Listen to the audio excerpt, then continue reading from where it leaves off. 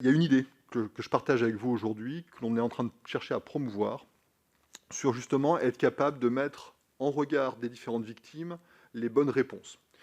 On n'a pas de solution absolue qui permet de répondre à tous les problèmes. Le one size fits all, ça n'existe pas en cyber comme dans plein de domaines. Et donc c'est ce que l'on fait déjà avec cybermalveillance.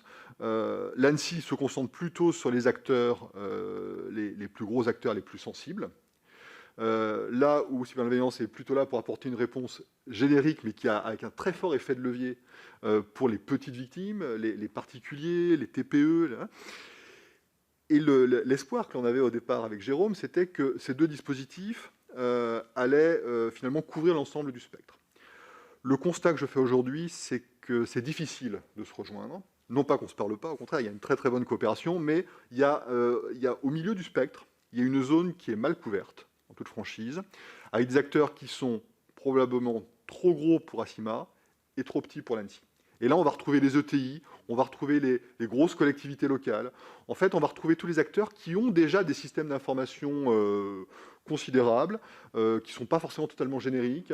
Donc voilà, déjà de l'informatique assez développée, mais qui ne sont pas suffisamment gros pour devenir des acteurs dont la criticité fait appel à des questions de sécurité nationale ou de ce niveau-là, ce qui est le champ d'action de l'ANSSI. Et donc, dans les idées que l'on a justement de développement autour de ça, il y a l'idée de financer la mise en place de ce qu'on appelle des CSIRT. Alors ça, c'est le terme technique. Ces CSIRT, ce sont des centres opérationnels qui sont capables de répondre aux victimes. En gros, c'est un numéro d'urgence et c'est un endroit où vous pouvez trouver de l'aide si vous êtes victime. Ces CSIRT, aujourd'hui, il y en a un au sein de l'ANSSI qui répond plutôt aux grosses victimes. Il y en a qui existent déjà dans le domaine privé ou dans des domaines sectoriels. Par exemple, toutes les grandes banques ont un centre opérationnel pour leurs besoins propres. Ce que l'on souhaite mettre en place, ce sont des CSIRT régionaux, parce que l'ancrage régional est très très important. Dès qu'on veut toucher ces victimes de taille intermédiaire, si tout est à Paris, ça marche beaucoup moins bien, objectivement. Et donc, ce que l'on souhaite, c'est que dans chaque région, on ait un CSIRT qui soit probablement porté par la région. En tout cas, c'est notre intuition, parce que c'est eux qui ont les compétences pour porter ça, pour créer quelque chose qui soit pérenne, parce qu'il va falloir les financer, ces centres. Hein.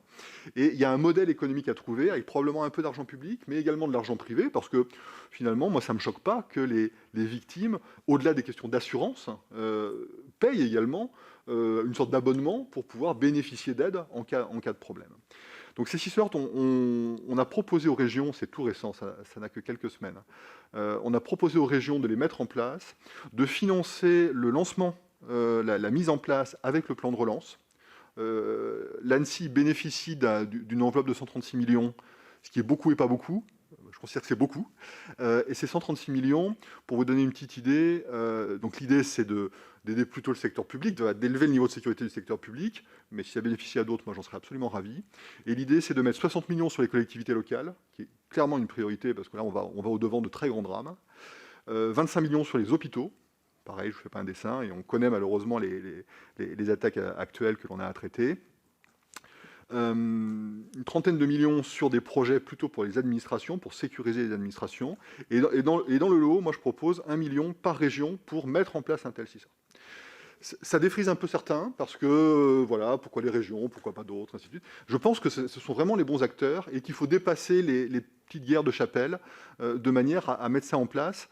Et je suis sûr que ça peut faire un très très beau succès pour adresser cette frange-là, ce niveau intermédiaire qui aujourd'hui est maltraité. Et puis de manière générale, ce qu'il faut, c'est développer les prestataires privés. C'est pas l'État qui fera tout, moi je n'y crois pas du tout, et pourtant on fait partie de ceux qui ont beaucoup probablement, mais ça n'a pas de sens. Et donc il faut de tels prestataires, il faut trouver des modèles économiques qui fonctionnent. Sur la manière de mettre en œuvre ces centres régionaux, l'idée est bien de quand même laisser la main aux régions, et on sait qu'il n'y a pas forcément un modèle qui va fonctionner partout. Donc sur la structure administrative ou légale que ça peut prendre, on a des exemples très variés. Ça peut être des exemples, ça peut être des GIE, ça peut être des associations, ça peut être des structures purement privées. Enfin, tout est possible objectivement. Et moi, je ne souhaite pas décider à la place des acteurs locaux parce que c'est eux qui sont le mieux placés pour comprendre ça. Ce qui est certain, c'est que l'ensemble des acteurs de l'écosystème local doivent être associés. Nous, on est convaincus que les régions ont un rôle majeur à jouer pour que ce soit pérenne et que ce soit viable dans le temps d'un point de vue économique. Il faut évidemment que les services de l'État, à commencer par les préfectures, soient également associés, parce que le but après, c'est que tout ça soit bien coordonné avec également les services de l'État.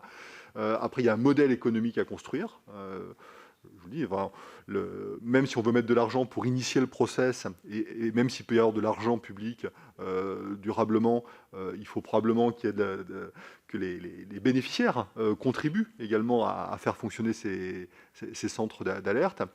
Et ensuite, dans le fonctionnement, c'est exactement ce que disait Jérôme. L'idée, c'est bien d'avoir en amont une connaissance partagée de la menace.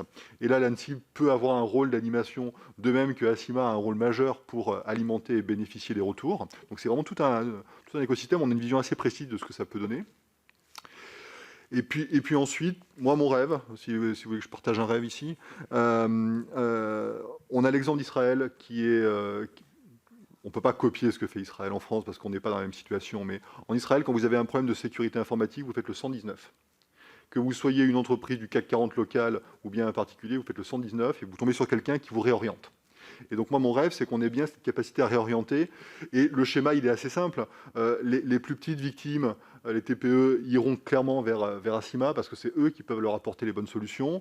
Les victimes de taille intermédiaire pourront aller vers ces CERT régionaux. Et puis les victimes de taille nationale ou avec un impact en termes de sécurité nationale iront assez naturellement vers l'ANSSI. Et ce 119, alors le 119, il ne faut pas le garder parce qu'il est déjà pris, j'ai vérifié. Enfin, on pourra en trouver un autre numéro court. Voilà, mettre ça en place, je pense que quand on aura cet échelon pour les victimes de taille intermédiaire, il ne manquera vraiment pas grand-chose pour avoir une telle solution globale qui pourra s'adresser à l'ensemble des victimes.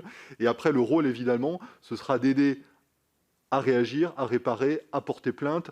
Bref, finalement, aider les victimes au moment où ils sont les plus démunis, c'est-à-dire où voilà, ils ont pris la foudre, le ciel leur est tombé sur la tête et ils ont absolument besoin d'aide.